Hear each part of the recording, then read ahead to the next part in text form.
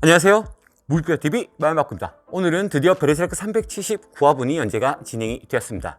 시작하기 앞서 피겨 쇼핑몰 코믹스아트에서 반프레스토 제일복권 조드가 입고가 되었습니다. 다양한 혜택이 있는 코믹스아트 쇼핑몰 피겨를 구매할 때 꼭 한번 방문해 주시길 바라겠습니다. 그럼 379화분 지금 바로 시작하도록 하겠습니다. 베르세르크 379화에서는 궁전 하늘에서 거대한 소용돌이가 몰아치고 있습니다. 도시는 크게 흔들리기 시작합니다. 건물 안 내부에 있던 겁먹은 쿠샤닌들은 건물 밖으로 뛰쳐나오고 있습니다.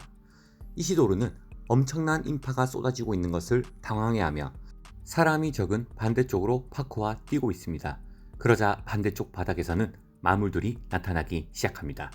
파크는 트롤과 같은 타입인 것을 예상하고 이시도르는 도시 한복판에 마물들이 나오는 것에 매우 놀랍니다.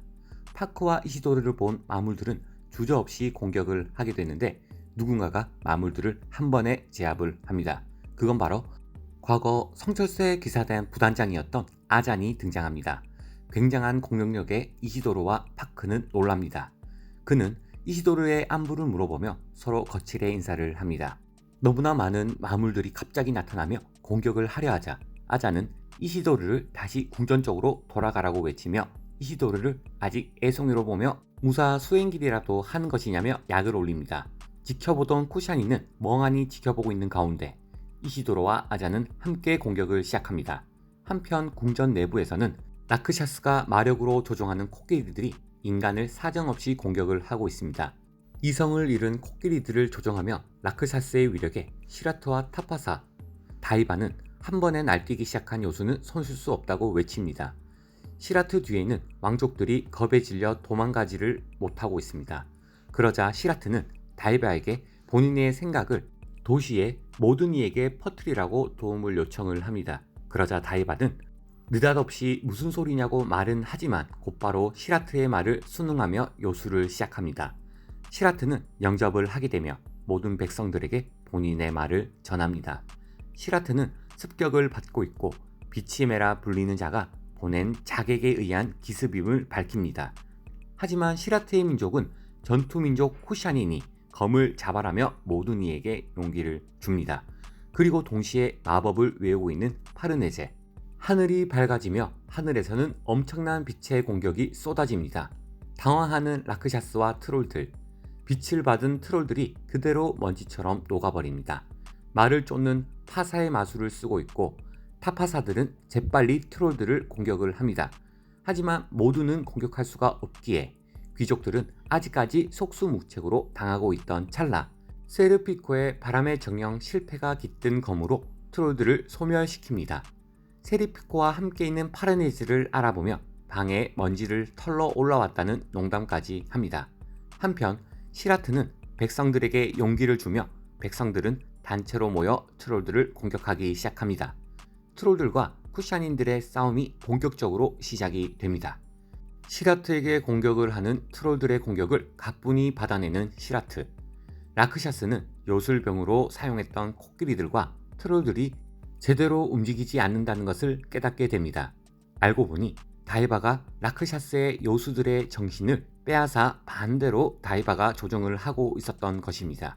그 찰나 시라트는 방심하고 있던 라크샤스를 공격을 하게 되는데 라크샤스의 가면을 정통으로 공격을 합니다.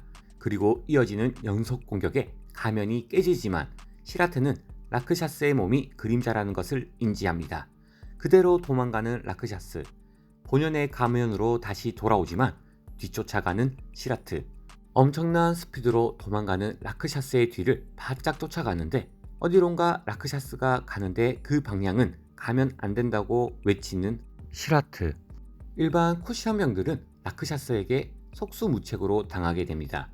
파르네제의 마법의 공격으로 도시는 온통 빛으로 되어 있어 라크샤스는 어둠이 있는 곳으로 계속해서 도망가고 있습니다. 그러자 갑자기 느껴지는 재물의 낙인. 라크샤스는 재물의 낙인을 느끼며 감옥에 갇혀있는 가츠를 보게 됩니다. 라크샤스는 빠른 스피드로 쿠샨 용병들을 제압하고 지하로 내려가고 있습니다. 가츠는 재물의 낙인에서 적이 오는 것을 감지를 합니다. 가츠가 있는 곳까지 찾아온 라크샤스. 가츠는 라크샤스의 그림자를 보게 되면서 이번 화는 끝이 납니다. 이번 화에서는 시라테의 활약이 돋보였던 화이기도 한데 무방비 상태의 가츠는 과연 어떻게 라크샤스를 상대할 수 있을지 의문이긴 합니다. 한동안 가츠의 부재로 다른 캐릭터들의 활약이 돋보이고 있고 뮤라 켄타로 작가님의 제자들답게 그림 실력은 엄청난 발전이 있어 이질감은 전보다 덜하기도 하고 내용도 점점 맞춰가는 느낌입니다. 이번에 시라테의 활약이 생소할 수 있는 분들이 있을 것 같은데 시라테의 정체는 쿠샨 제국의 몰락한 암살 집단이며 소수민족인 바키라카의 수령이자 전 수령의 아들로 항상 타파사들의 호의를 받고 있습니다. 쿠샨의 미들랜드 왕국 침공 이후에는 대제에게 받은 하얀 매의 탐색 임무를 계기로 여러 초월적인 일들을 겪게 됩니다. 공제가 인간이 아니라 괴물이라는 것을 알고 경악을 했으나 수백 년 동안 나라 없이 떠돌던 고난의 세월을 청산할 기회였기에 과거 가츠에게 패배하기 전엔 자신의 강함에 자만하는 경향이 있었지만 패배 후엔 쓰디쓴 교훈이라며 여기고 끊임없이 수련의 네임드급 사도와도 치고받을 수 있을 정도로 강해졌습니다. 애초에 가츠를 특별히 미워했던 것도 아닙니다. 아마 차기 동료 후보 1순위가 아닐까 싶네요. 사도인 라크샤스와 1대1로 대등하게 맞서는 것을 보면 현재까지 등장한 인간 캐릭터 중에서는 가츠와 옛날에 죽은 보스콘 정도를 제외하면 적수가 없을 정도로 굉장히 강해졌습니다. 가츠 일행과 직접적으로 우호 관계를 맺지는 않았지만 가츠에게서 긍정적인 영향을 받은 대표적인 인물이라 볼 수가 있습니다. 그렇다면 또 하나 짚고 넘어가야 될 인물, 다이바는 카니슈카 대제를 섬기는 동방 출신의 늙은 마법사입니다. 유럽의 대마도 제국을 건설한다는 일념하에 대제에게 충성을 바칩니다. 요수병들로 구성된 쿠샨 요수병단의 단장, 과거 아직 인간이었던 카니슈카 대제가 베리트를 얻은 계기는 행차 도중 다이바가 대제에게 베리트를 바친 것입니다. 이 인연으로 인해 대제와 손을 잡게 된 것입니다. 작중 포지션을 볼 때 동방의 마법사라는 점이나 사악한 비수를 사용한다는 점을 볼 때 자연 친화적이자 서양의 마법사인 시르케와 대비가 됩니다. 하지만 리케르트 일행을 도우면서 같은 동료가 되어 시르케랑 동료가 될 전망이고요. 오늘 리뷰는 여기서 마치도록 하겠습니다. 재밌게 보셨다면 구독, 좋아요 부탁드리겠습니다. 이상 무비표TV 말마꾼이었습니다. 감사합니다. 원프레스토에서 나온 제일 복권의 사도 조드 피규어입니다. 빅스케일로 제작이 되었고요. 무게는 소프트 재질이라 굉장히 가볍습니다. 도색도 상당히 잘 되어 있습니다.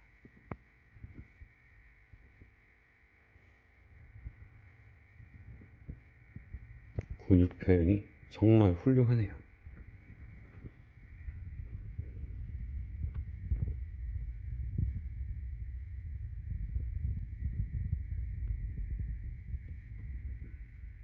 베르세르크 피규어는 코믹스 아트에서 만나보시길 바라겠습니다.